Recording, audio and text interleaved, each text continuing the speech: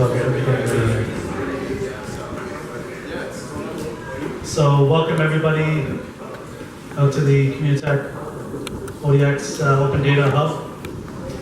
We're really happy to be here tonight and happy to have you join us. Things are going to be a little bit different than how we normally do things, which is we used to have a networking session or our speakers break out for a networking session and then have the speakers. Now we're just going to do back-to-back speakers and then the networking session. So, and this is all possible by the volunteers that help me put these events on. So Katrina, Anita, Bailey, and Justin. And also tonight the change is Justin's going to be our moderator and introduce everybody to the stage. So I'm going to let Justin come in and take a look. Oh no, don't. No. Definitely not the most qualified person in the room, so please don't do that. So what is IoT Waterloo, real quick, for anybody who's here for the first time? These are Ian's words, that we're a peer-to-peer network, but I like to think of us as a community that thrives on collaboration. Now, if this is your, again, this is your first event, we throw these once in a while. We like to invite entrepreneurs to come and speak about their business and how their business fits into the technology of IoT. They're the industry experts, they're the leaders, and we're really happy to have them here tonight. Before we really get started, we should thank the people that help make this possible beyond the volunteers, and that's our sponsors, that's Communitech, and that's ODX. Now, what's happening tonight? Like I said, we have two two business leaders. They're here to share their story, Pino and Matt. After which we're going to have a networking session. We encourage you to meet someone new and learn something new, at least one of the two, if not both. If you walk away with that, I promise you it won't be a waste of time tonight. Now, I only have a little bit to say about Pino before I introduce him. The first thing that I think about when I think about the IoT is what systems are connecting together, and that's a layman speaking. Okay, so I apologize. The first system that I think about is my vehicle. It's probably one of the first technologies that became connected to every other technology in our life. One of the first questions I ask myself are, how do we keep that data safe? How do we keep it secure? And beyond that, I think Pino can probably explain a little bit better about what eScript is doing to do exactly that. So, without further ado. All right, thank you. Thanks, everyone. Okay, welcome everybody. Is working? Basically, I'm going to give a little talk about securing the connected automated vehicle, where we learn a few things about what's going on in the automotive space in terms of connectivity and automation with the vehicles, and then we'll learn a little bit about what eScript is doing from a security standpoint. So first I'll give a quick company overview. Not too much, just a little bit so you get a background for us. Basically, eScript, we make embedded systems safe and secure. That's the mission statement. eScript is a global company in the area of security, mostly focused on automotive, but there is work in other IoT fields, including smart cities, Industry 4.0, things like that. Basically, the whole IoT space. So security for IoT, but this talk is going to be about security for the vehicle. All right, through here. And this gives a little corporate profile. eScript is part of the Bosch group. Familiar with Bosch, a big German company.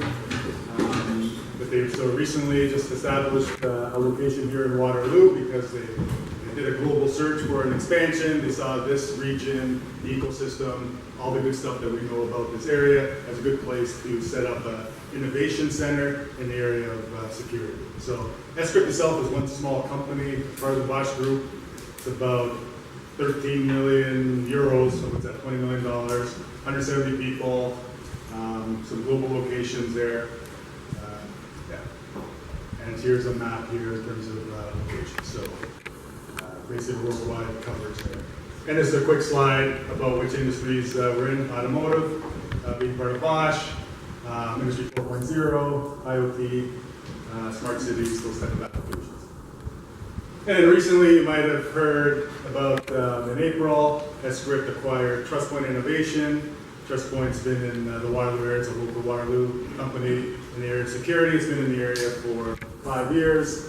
Previously, a lot of the people from Trust Point were with a company called Certicom. So a rich history in security in mobile and embedded devices. And it was a great, from a cultural fit and products and the technology, it was a good opportunity for Escript and Bosch to expand their capabilities here in this area. All right, so that's the preamble of who Escript is. So we're going to talk a little bit about securing the vehicle. So this is the slide I like starting with in terms of the Internet of Things. I don't have to get too deep into this. Everybody in this room knows about how big this market is and all the opportunities there. But it's good to see in context, right? There was this first wave where we had the fixed internet, you had 1 billion users there, and then you had the second wave, which was the mobile internet, and now we're into the connecting of things. That's even a more massive, right? 26 billion things we're talking about connecting by 2020. Right? And connected vehicles is a major IoT market. All right, so the car itself, the car has been a fundamental economic driver over the past 40 years. The industry is in a massive shift in terms of innovation and technology, and there's all these things converging. And the car is really has turned into a connected mobile computing platform. Right, so there's lots of new applications happening with the car. We spend so much time in the car. There's a lot of things that is happening at that level. And they're saying by 2022 there's going to be 1.8 billion automotive end-to-end connections. Right? All sorts of different applications, and you're already seeing that sort of stuff in the newer vehicles. Of course, if you have, like my mother, a 1970s Dodge, not too much technology, but the newer cars, lots of technology. Almost getting close to self-driving. All right, so anytime we're talking about IoT, there's a need for security. Lots of studies about all these insecure IoT devices. Your baby monitor gets hacked. Okay, yes, it's a problem, right? But now you're getting into, if your car's getting hacked, it's a safety application. It's a bigger concern. So security has been identified as one of the key challenges for the future of IoT, and in particular, applications like connected and automated vehicles. And these are some of the more common issues around privacy, insufficient authorization, lack of encryption, insecure interfaces, all these type of issues. Do a quick Google search, they'll come up with lots of different things that are issues in the space. So the connected automated vehicles, right? So people talk about it being the precursor to the car zombie apocalypse. Now, I don't make this word up. People actually use these words. I read a briefing to the U.S. Senate about, don't do all this technology, and they use these words because people are worried about this sort of stuff. So I have a little video here, which will be entertaining for us. Let's see here.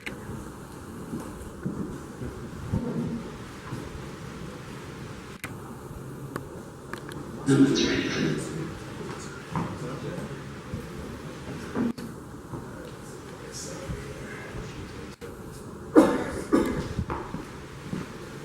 It's not coming across. So I'm gonna have to do something here. Sorry about that.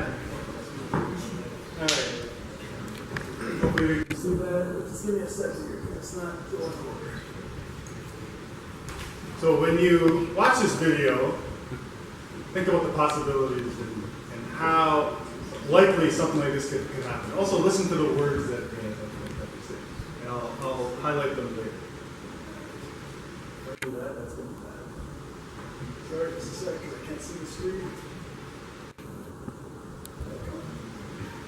Somewhere. There we go. They even use the word zombie in the movie. No one's ready for this. I want every ship with a zero-day exploit in a 2-mile radius around that motorcade now. There's over 1,000 of them. Hack them all.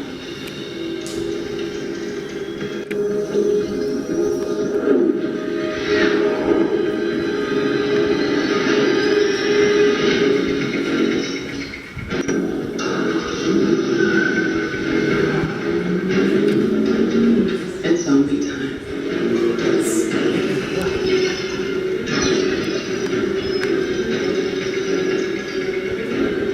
I'd buckle up if I were you.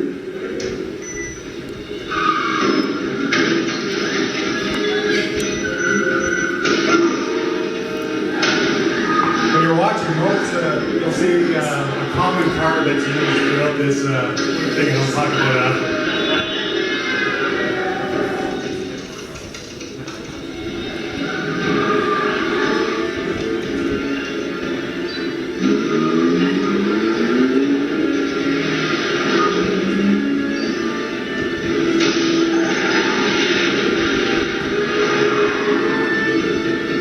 Safety sensors overridden. Thank you.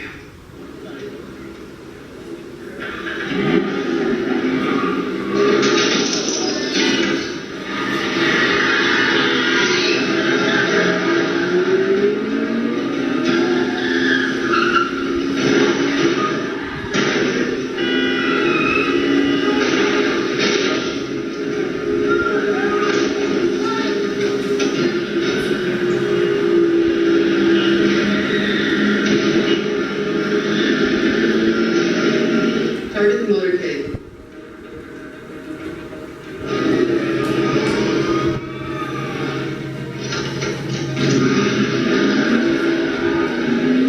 And here they come.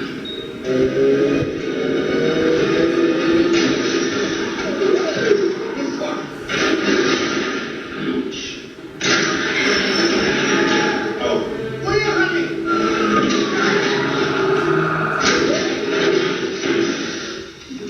Please escort them. Check out the lead and follow cars. Look at the car that they use here.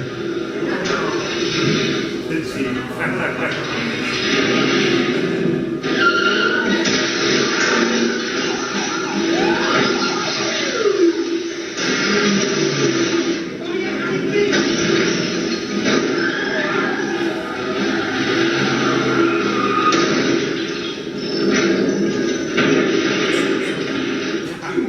There's some warranty. Okay, so this is now where it starts getting a bit ridiculous. So we'll just stop it there. I thought it was realistic beforehand. So that's what people are worried about. That what's going to happen to your car. So how realistic is that? Okay, well we can talk a little bit about that. But the reason I asked you to look at the car and I pointed out the Jeep is because, and you probably know this already, in 2015 there was this famous Jeep hack that happened where Miller and Elsek hacked into this Jeep and took control of it remotely, and there was someone in the car. I mean, it was all under controlled environment, but they took control of the vehicle, and ever since then people have been thinking about this scenario. What's going to happen? We're going to take over these cars. We're going to weaponize. These are the words: weaponizing cars, all that sort of stuff.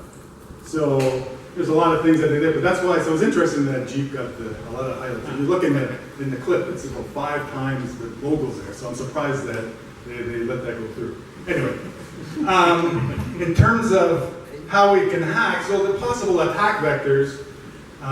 There's a lot in the car. So there's all this connectivity in the car through Wi-Fi, cellular. There's an onboard network. There's Ethernet. There's ports you can attach to it. There's this new thing, DSRC, which is special communications links we're going to talk about later.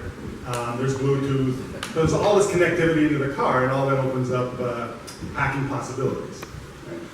And then on the car itself, there's all these, what they call ECUs. These are electronic control units, and these are all just little computers on the car. Right? So once you get into the car, there's all these computers you can have at the end of the day. And basically, these control all the functions of your vehicle. And they do so on this, and all these functions are on this network called a CAN bus. You're familiar with this, but it's a technology that's over 20 years old, 25 years old. And it's not like Ethernet, it's like a really old technology. It was never meant to be exposed to the internet or anything like that. So it was something that was there and they utilized it. And the reason I say it wasn't meant to be exposed to the internet, there's this port on your car, this onboard diagnostics port that people start using. They say, hey, I can connect up a device and pull information off of this CAN bus network with all this information. So that's an open attack vector for the vehicle. So insurance telematics devices are one of the big known devices that connect up to this. These are devices where insurance companies can monitor your driving habits, and then they can adjust your insurance rates. based on what's happening, right? So they put this little device, they plug it into your car, there's a cellular link. Do they think about security? Maybe, maybe not. But that's been an exploit where people have been able to get in through things like that. So it's like way back when I was younger, when Ethernet was first starting, and I would do things like this in the office where I'd just connect up a modem to my computer, I'd leave, go home, and then dial into it and get onto the corporate network. It's similar to that. So no security. They think back and it's like, wow, I did that. This is similar. It's a similar state here where people aren't thinking about the effects of what could happen, even though they're trying to enable some capabilities. So compound all that sort of stuff with this slide, which talks about software and the number of lines of code in a car, of software code in a car. And you can just see it's hundreds of millions of lines of code, right? So complexity is the enemy of secure systems, because the more complex, the harder it is to secure. So if you look at that compared to an F-22 fighter, which is down at the bottom of the space shuttle, you can just see how much there is here. So it's incredible, these cars, how complex and how much software is on them. Each of these little ECUs, everything from windshield wipers, brakes, the more advanced functions, especially when you get into these automated driving or assisted driving technologies, just the amount of software that's on there. All of this adds to the complexity and making the system insecure. So this goes back to, okay, the July 2015 hack, the Jeep hack, and everyone started panicking, right? And it's like, okay, what did they really do to get into this car? It wasn't like they were at the side of the street, they saw a car come by, they lapped up and they hacked right into it like they did in the movie. These two researchers who are foremost experts in security spent 2 years trying to figure out how to get into it, and they had to do it through multiple exploits. And they did it over Wi-Fi, they did it hacked into the system. We had Charlie Miller here last year at the Automotive conference, and he gave a great talk of what he did to actually get in here. And he says, it's not an easy thing. He says, there's only 3 people in the world that could probably do it. Him and his buddy are 2 of them. Right? So it took them 2 years to do that. Right? So don't panic that is an issue. I mean, there's potential issues, but things are getting put into place in order to do that. So, and if you go search the Fast and Furious car hack scene, he actually gives an interview about it, and he says it's so far away from that happening, but it's still a concern. So even with all those concerns and all this stuff about insecurity and all that sort of stuff, we still want to do connected and automated vehicles because you get all sorts of benefits from it, right? So I'm going to talk a little about crash elimination and VDEX technology and how it reduces crashes. There's all these other benefits and functions that you get from this connectivity, even from as basic as travel time. I don't know how many of you know those travel time on the highway, where they get that information, how they know it's 20 minutes from the 407 to the 427, right? It basically reads your smartphone Bluetooth signature at one end, and at the other end it reads it again, and that's how it gets the information. So they're doing it from the smartphone. In the future, that information will come directly from the car. So that type of information that's flying out there's a lot of benefits we can get from that. So of course we want these benefits, and security is one of the key enablers to get to these benefits. Because without security, open up those exploits, and we get this car zombie apocalypse, and of course nobody wants that. All right, so what's S-Script doing in this? The one commercial slide, basically security at the ECU level, secure communication links to the vehicle. There's intrusion detection and prevention on the vehicle, securing physical access, and security for vehicle-to-vehicle and vehicle-to-infrastructure communication. So there are solutions to solve these things to prevent that type of hacking that I showed you in the video. I'm not sure how much time I have left, but I wanted to get a little bit into a case study in terms of V2X technology that's out there.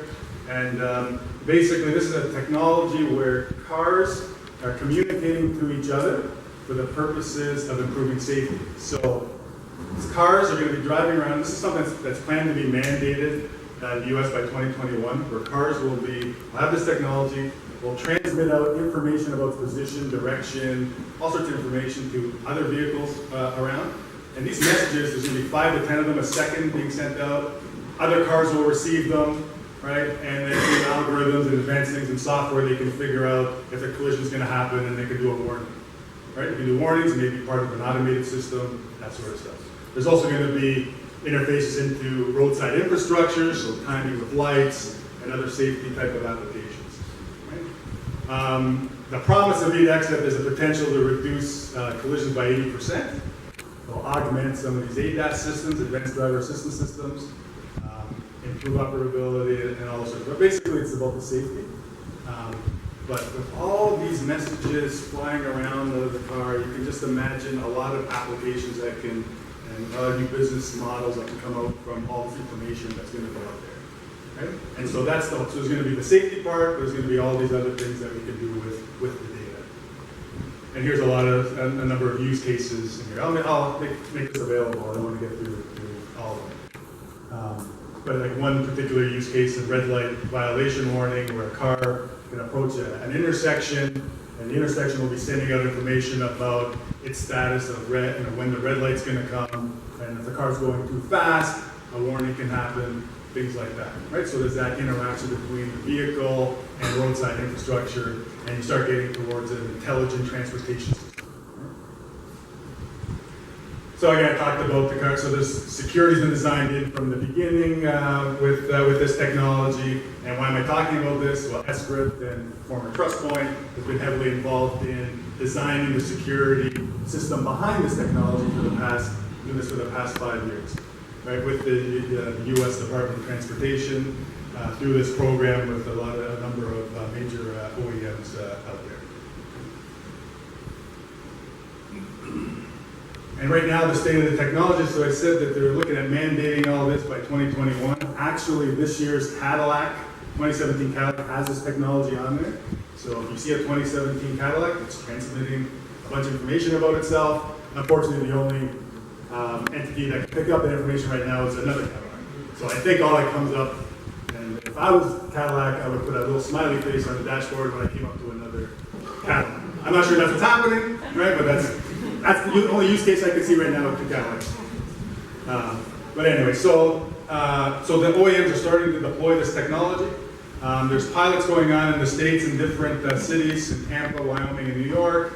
There's been this US Smart City Challenge in Columbus, where VDEX technology is being used. In Canada, something that we're driving in the city of Stratford, and I'll talk a little bit about that. But also Vancouver and Edmonton have some test beds. In Montreal, there's an Intelligent Transportation Systems World Congress happening again, later this year, going through this technology. So there's a lot of momentum with this technology now. It's starting to get deployed, a lot of proof of concept and test beds out there. There's also this upcoming Canadian Smart Cities Challenge, where these connected vehicles are a big part of that. In terms of in Stratford, so what the project that's going on there in cooperation with the APMA, this is the Automotive Parts Manufacturers Association of Canada, with the city, with a number of local technology companies, looking at establishing a demonstration site to test and showcase a lot of AV and CV technologies. Right? It's going to serve as a platform for collaboration amongst Ontario and Canadian-based companies, and as part of promoting and supporting the super clusters that are being developed from a technology standpoint within Canada. Right? And the Stratford's looking to be a super cluster for AV/CV and automotive companies in southwestern Ontario. So what are we doing there? We have a car which we're deploying some technology on that will do the VDEX to transmit this type of information to roadside infrastructure, signs, the intersections, other cars, and we're testing these use cases out just to demonstrate the technology. For us, it's also to deploy the technology, and of course, from Escrow standpoint, securing the technology. So that's just one use case application. In the area here, there's a number. The university is involved in a lot of AV, CV activities from an autonomous standpoint. So there's a lot of good work going on there. That future one, I'm sure we can get Ross McKenzie to come here and talk about what's happening there. So again, to summarize, I don't have much time, just to realize these benefits that I've talked about: safety, productivity improvements, quality of life, all these other types of benefits that we get from CV and AV. technologies. Security is a key enabler for those. And at the end of the day, just to summarize, this is basically what I'm trying to do is change the mission statement of that script to be this, preventing the car zombie apocalypse, because I think that's a little bit better than the first one I showed you I was going to try. So, yes, and I have to put this in here. We are hiring, we're expanding, so if there's have an interest in connecting automated vehicles and security, drive-through security, give us a shout. And we're always looking for good people to join the team. Happy to take some questions. I know I went over, but yeah, happy to take questions. No questions? Clear? Oh, yes. Question about the communications between vehicles, RF spectrum space. Is this going to be proprietary, or is it open like the medical, like the open frequencies? How do they handle that? Yeah, so there's a dedicated frequency for safety applications, the 5.9 gigahertz range dedicated for this safety application. And the communications technology, which I touched upon, is called dedicated short-range communications. It was designed specifically for this mission-critical application. It's a Wi-Fi derivative. It's like a Wi-Fi. It has about a 300-meter range or so, but it was designed for low latency and the mission-critical aspect of it. You can't use Wi-Fi, you can't use cellular just because it's just not fast enough at this stage. There is talk about using cellular in these applications, but cellular is not at the stage that it needs to be at. Yeah, so it's open and it's an unlicensed frequency, but it's dedicated for the safety application. Yeah. Good question.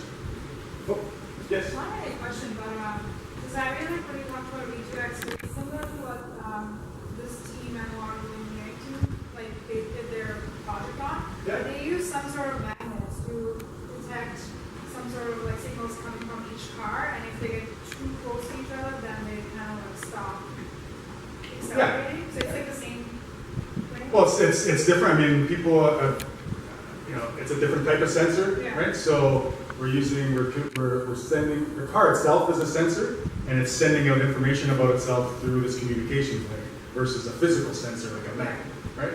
But I'm sure in the future there'll be a combination in these automated schemes where there'll be a combination of hard sensors as well as information coming from a communications link. So right now, it's interesting that you bring that up because when you hear about Google and their automated car, they're using just onboard sensors, right? Lasers and all this crazy stuff, right? Plus their high definition maps that they're famous for and all that. But it's all on board, right? And they're doing that to prove out a lot of the algorithms, a lot of technology. Plus they have full control over it, right? But eventually, over time, and any controls engineer knows that you're going to need some sensors from the outside. You can't do it all from the car itself, right? And so this is the next logical step in V2X where you're going to get information from other vehicles to augment your automation scheme. So it's another step there. So when you hear about Google's automated car or Uber, it's all onboard sensors, but eventually we'll add the outside. Question? So what operating systems are good for security? I know QNX is predominant, but I guess there are other players. So what is like statistically the predominant operating system? Yeah, so QNX has a big market share in the automotive space because it's a real-time operating system, so it's perfect for mission-critical applications. So again, another good Canadian company involved in this area from an operating standpoint. But there are a couple of other ones as well. Basically, you look for real-time operating systems that you use for real-time applications. Like you're not going to use Microsoft Windows. You're not going to use an Apple operating system. Although you will see on the interface, like on your entertainment system, you will see Google and Apple making a push there. But that's on top of something like a QNX actually that's in the background because the mission critical aspect has to be handled by the things that are suitable, right? So I know Google and Apple have all these big dreams of getting into it, but they're coming from a different space and it's going to be tough for them to get there. Where QNX is actually in a pretty decent space from that thing. And actually, they're involved in one of the big projects around here for doing automated vehicles. So a lot of activity in this area. Good questions. Yeah, another one. I'm thinking with all these devices that you've identified out there, you described for us, that's an awful big attack surface for spoofing and stuff. Absolutely. How do you know when you're talking to someone that they are who they say they are, and that what they're saying is reliable? The simple answer is digital signatures. Like you can do things like with cryptography and then verifying the data is coming from its source. So that's what basically AppScript does. We have security toolkits that make sure that the integrity, authentication, all that sort of stuff is there so that you can use it, right? So to prevent that type of stuff. Yeah, so my question would be, it would seem that someone determined would go and find a way to go and copy those Yeah. and then use them somewhere and put their own back end in there. Yeah, it's not as easy as that. Like I said, these techniques there, yeah. Again, I showed the GPAC example, Yeah. and what they did, it took them 2 years, and they had to do multiple things and find exploits, so it wasn't easy to do. It sounds easy, the movies make it look easy, but it's not that easy. No, I'm thinking that, like with our viruses and things like that, if they big, fat, juicy target, you go and put something that big out there, you're going to have people that put resources. And that's the challenge, right? So there's no, security is always something, it's not said and done, right? It's always something that you have to keep. Always an arms race. Yeah, so that's exactly the words I was looking for. Good question. Oh, more. Are there multiple safeguards points in the car security? For example, if that happens, if you receive the command to go off the road, I mean the image sensor or something could have said no because it's not normal, yeah?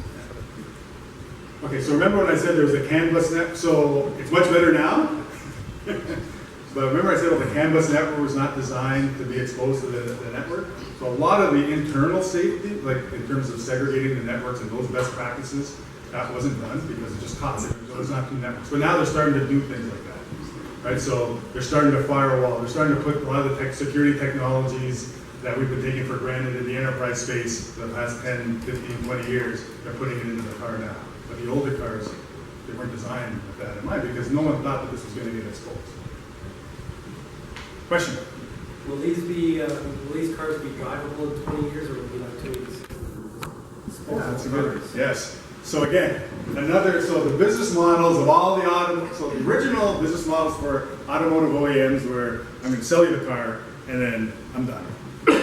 That's changing, and they're realizing they have to change. Where basically software update, that's a big topic in terms of how to update all the software on the car. It's something that is like, well, it just happens in your window. Like, during my talk, my computer's been updated 5 times, right? So they have to, so they're thinking about that, they're getting involved that we're basically now, they have to keep ownership, some type of ownership over the car, over the life of the car in order to update it and all that. But you're right, it's a big challenge for the OEMs because this is a car that goes out there for 10, 15, like the average age of a vehicle is like 10, 11 years. What are you gonna do? Right? What's gonna happen, so I talked about the VDEX technology. The reason they're mandating it is because you need a certain critical mass of cars. 90% of the cars, basically they're saying you need to have this.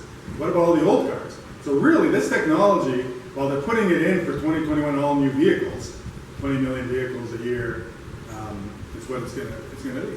That's still only 20 million out of all the ones that are out there, right? So it's gonna take some time even for those guys. So it'll be retrofitting and all that, but it's a big challenge in this space, and the way what you're saying. So, and I don't have the answers, and the automotive guys, the OEMs, they're being challenged with this, and they need to change their business model. Good question. One more.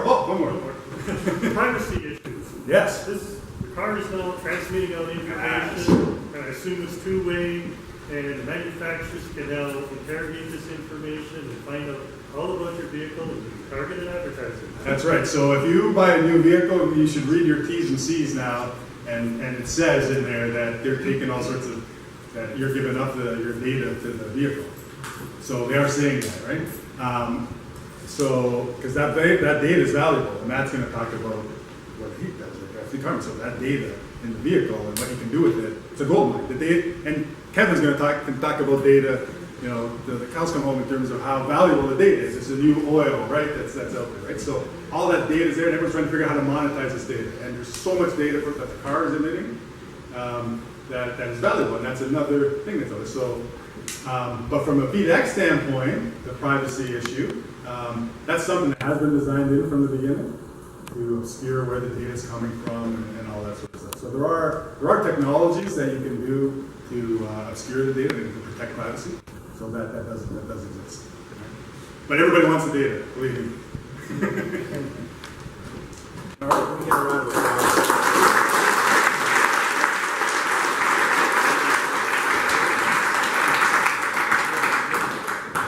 So while they get the computers switched over, I can tell you a little bit more about our next speaker that we're going to jump right into. This is Matt from Fleet Karma. What he's here to talk to you about are electric vehicles. And the first question that I had for him before, when I first got here and I was getting to know him a little bit, was why isn't there an electric vehicle in every driveway? Because I think everybody in this room, I mean, I would love to be driving one if I could afford it. Beyond the cost, what were some of the major challenges? And that's something that Matt's going to be talking about, one major challenge, and he's going to be explaining why maybe everyone doesn't have an electric vehicle, or why maybe it wouldn't be a great idea if everyone did. Not just yet. So without further ado, Matt from Fleet Karma. Perfect, thanks a lot.